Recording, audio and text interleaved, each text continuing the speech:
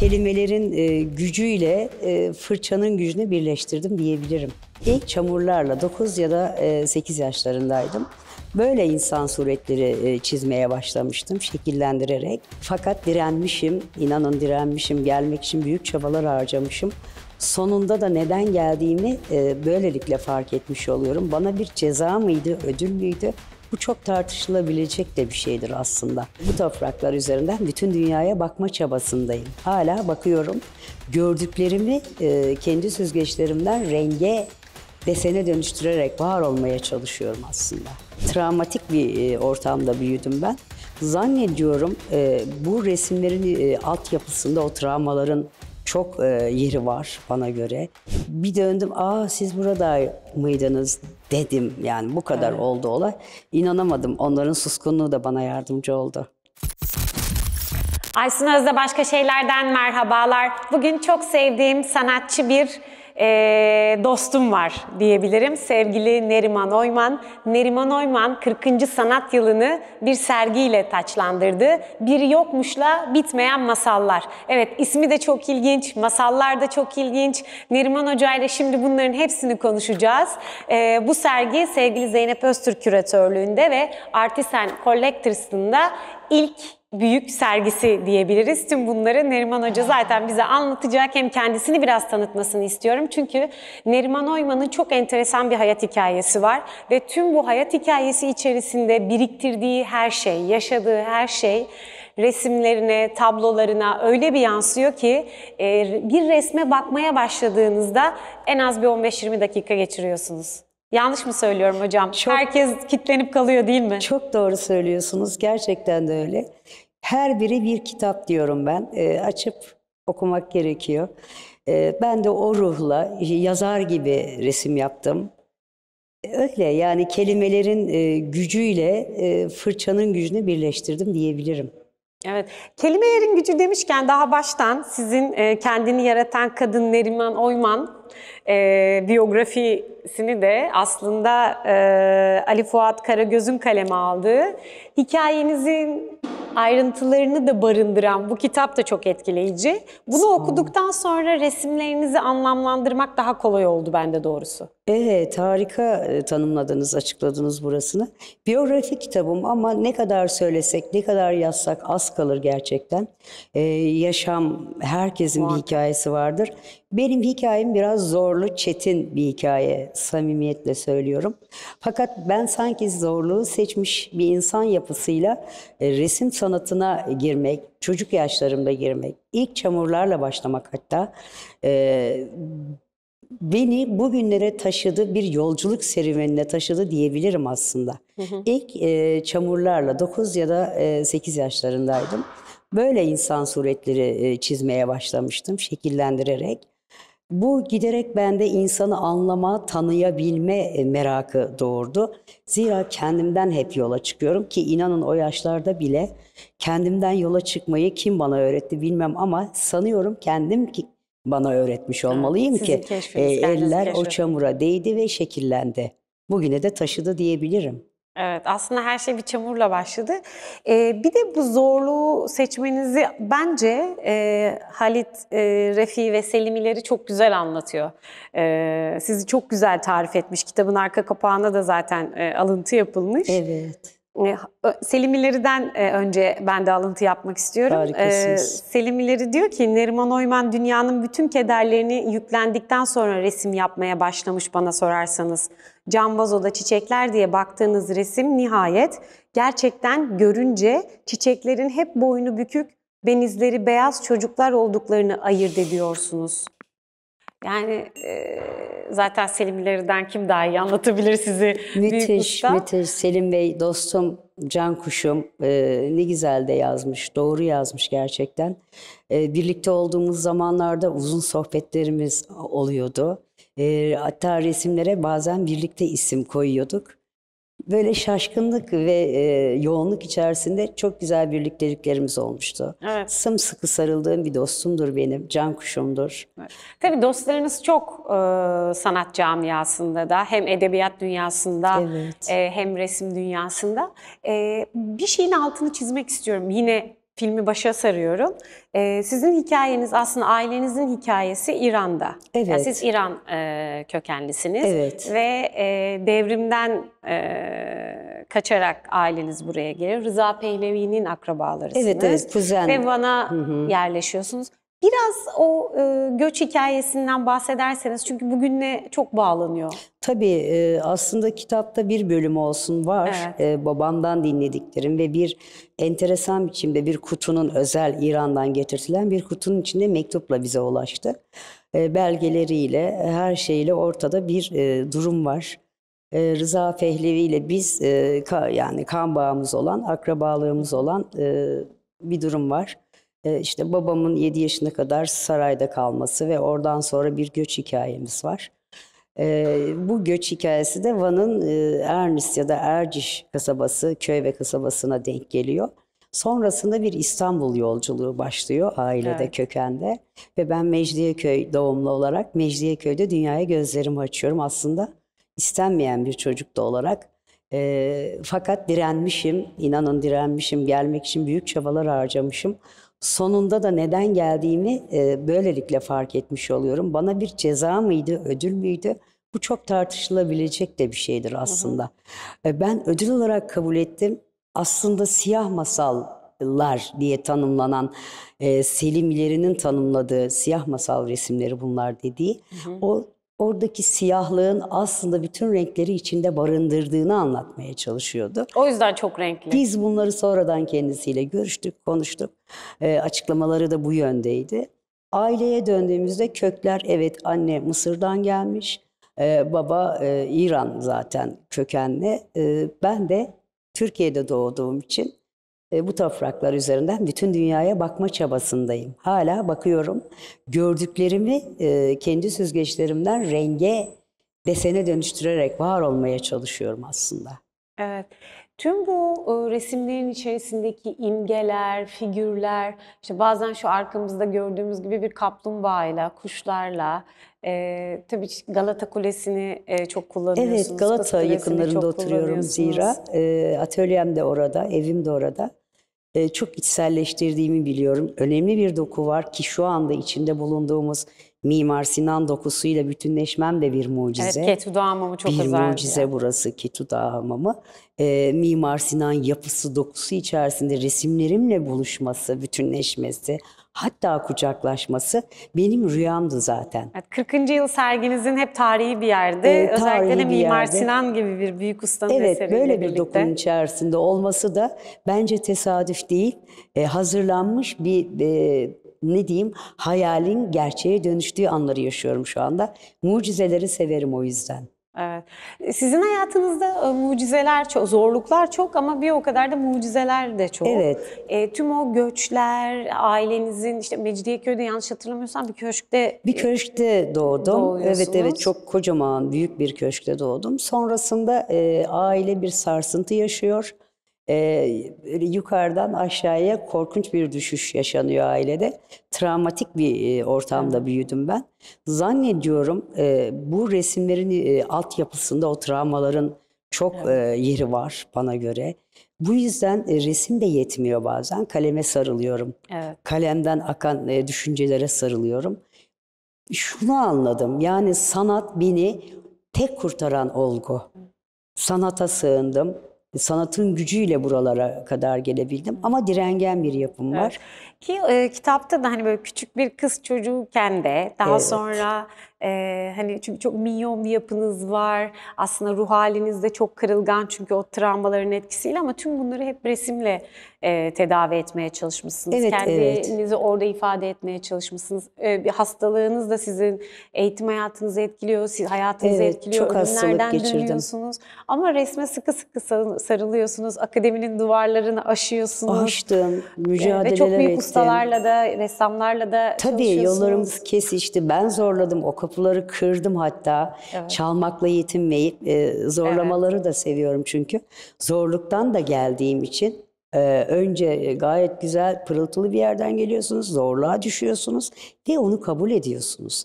Bu çok iyiydi bence. Yani kendime bu yüzden de bir kez daha sarılmak isterim. huzurunuzda. Sarılıyorum da zaten. Evet. O yüzden var etmeyi seviyorum. Ama var ederken insanlığı içimde barındırarak bunu yapabilirim ancak. Çünkü sanat iletişimlidir bana göre.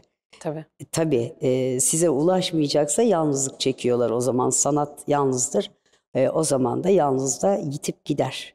Ben gitmesini istemiyorum. Sürekli var olmasından yanayım. Evet. Paylaşımcı bir tarafınız da var. Yani bu resimlerinizde de hissediliyor. Çünkü tek bir figür bile olsa, bir kadın bile olsa o asla yalnız değil orada. Asla. Çiçekler, böcekler, Ağaçlarım. hayvanlar, gezegenler, ağaçlar, doğa, her türlü asla o figürü, o kadını ve hep kadın çalışıyorsunuz. Yalnız bırakmıyorsunuz. Yalnız bırakmıyorum çünkü hiçbir şekilde yalnız olmadıklarını biliyorum. Doğada, evrende asla yalnızlığın olmadığını biliyorum. Enerji silsilesidir o. Ama yakalamak ve kavuşmak lazım. Onun için de bir badire, bir yol aşmak lazım. O yollarda ben yürüyorum hala. Evet. Aştım diyemem, haksızlık olur çünkü hala yaşıyorum. Hayat devam ettiği için kim bilir daha ne zorluklar bekliyor. Ben hepsine hoş geldin deyip kucaklayıp, sevip, sarıp gönderebilirim. O gücü içimde buluyorum. Bu nedenle de çok sevgili Atıf Yılmaz dostum benim bir filmimi yapacaktı Halit Refi Usta'yla, abimle. Fakat işte Küçük Dev Kadın adı Evet. konuldu. Film bitti. Fakat şu anda farklı bir arşivde beklemekte. Çünkü ikisinin vefatı üst üste gelince acı bir biçimde ben de çöktüm doğrusu. Yani çok taşıyamadım o olayı. Fakat şimdi yeniden öykümden bir film aşaması bizi bekliyor, öyle bir süreç. Küçük Dev Kadın olmayacak adı. O zaten yazıldı. Evet. Hazırlandı.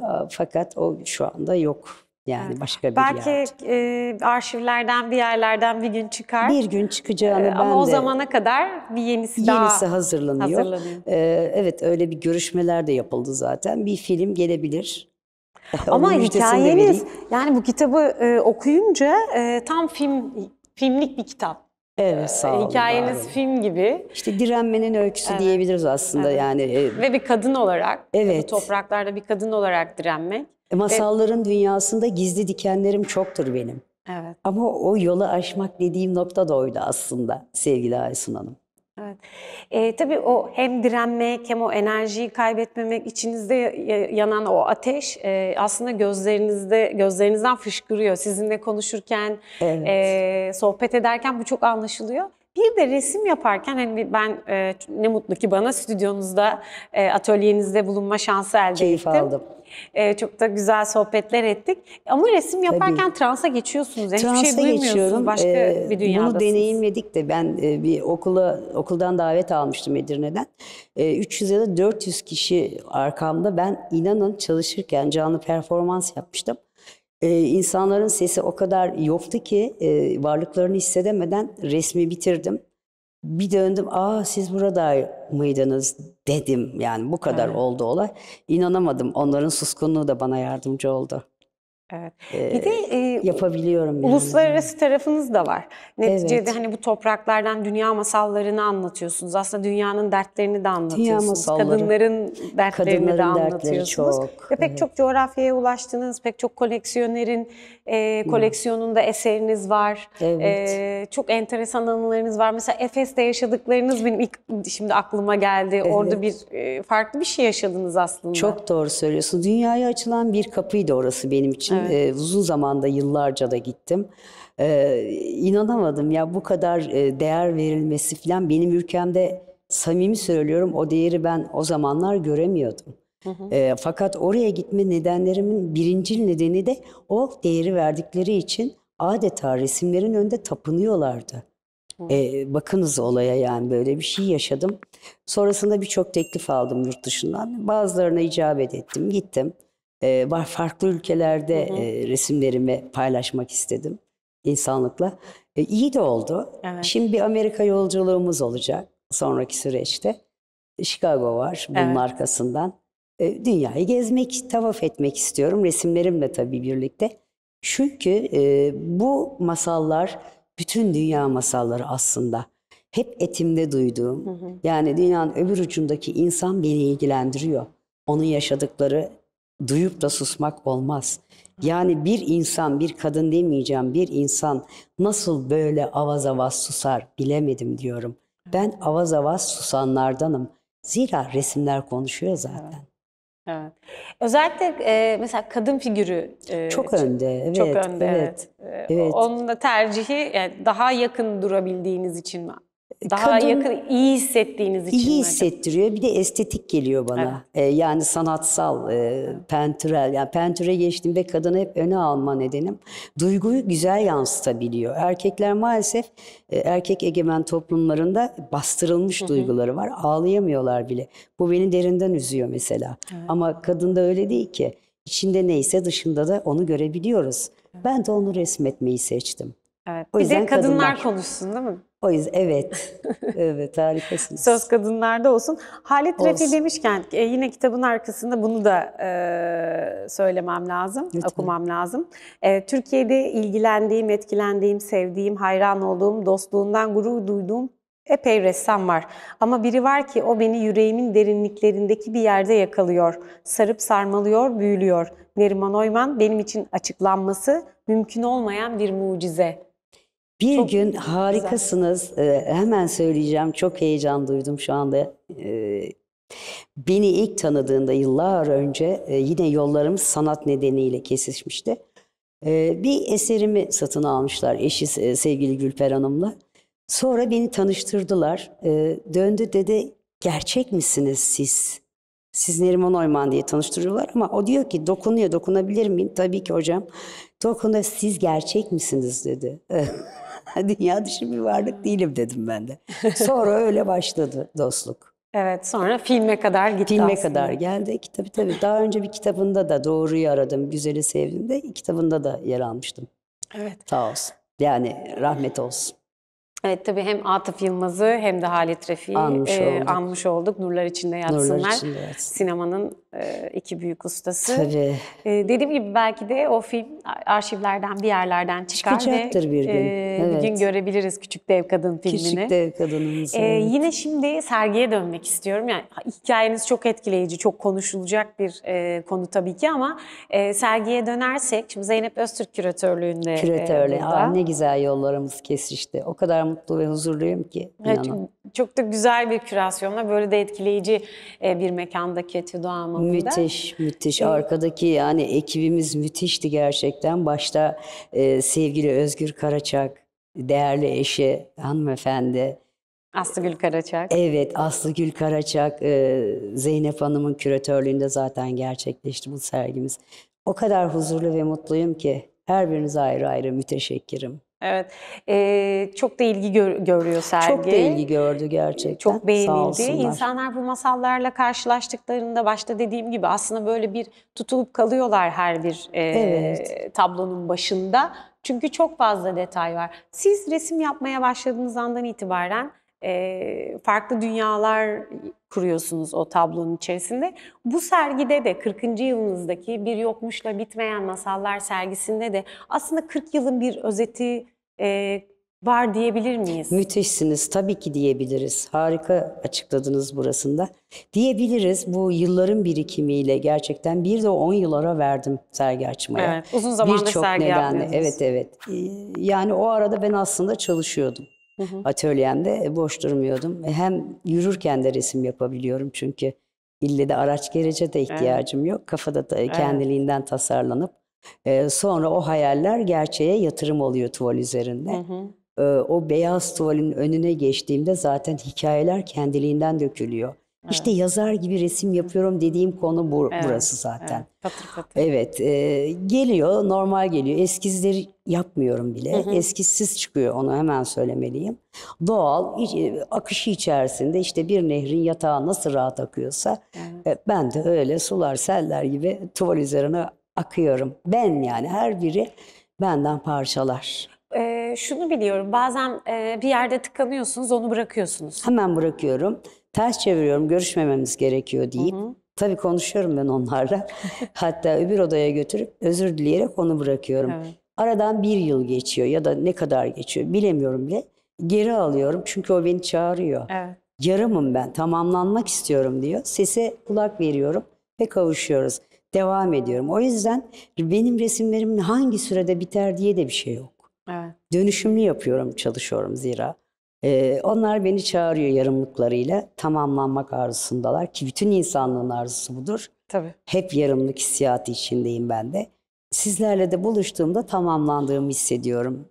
Sonuçta, sergi sonunda. Evet. 40. yıl serginizle bence o tamamlanmanın büyük bir kısmı gerçekleşmiş Evet, oluyor. Bundan dün- sonraki sanat yaşamınızda sizi tamamlayacak daha çok güzel sergilerinizin olacağına eminim. Zaten şimdi bir Chicago Amerika yolculuğu var. Tüm dünyayı da bu bir yokmuşla bitmeyen masallar dolaşın inşallah. Müthişsiniz, harika. Çok teşekkür ediyorum. Biz Sizinle teşekkür olmak ederiz güzeldi. bu keyifli sohbet için. Ben teşekkür ediyorum Yeni efendim. sergilerde görüşmek üzere Sağ inşallah. olun Aysun Hanımcığım. Görüşmek sağ olun. dileğiyle. Evet, Neriman Oyman'ın kısacık hikayesini dinlediniz ama daha uzunu başta da dediğim gibi Kendini Yaratan Kadın kitabında bulabilirsiniz. Neriman Oyman'la yolunuz her an her yerde kesişebilir çünkü kendisi bu sergiden sonra bir dünya seyahatine çıkacak resimleriyle. Bu sefer resimleri gezecek. Normalde tuvallerin içerisinde aslında dünyaları buluştururken. Videomuzu beğenmeyi unutmayın, abone olmayı unutmayın. Yorum yazarsanız çok mutlu oluruz. Başka bir programda görüşmek üzere.